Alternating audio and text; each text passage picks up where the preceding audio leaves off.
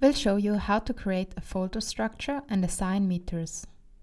To do so, click on Configuration. Click Meter Folder Configuration. Click Add Node. Enter the folder name and additional information.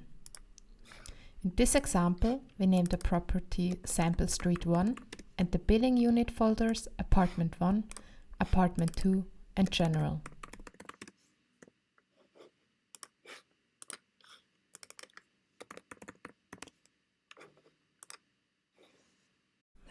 Drag and drop the billing units on the property. This will subordinate them to the property. Now drag and drop the meters into the correct billing units.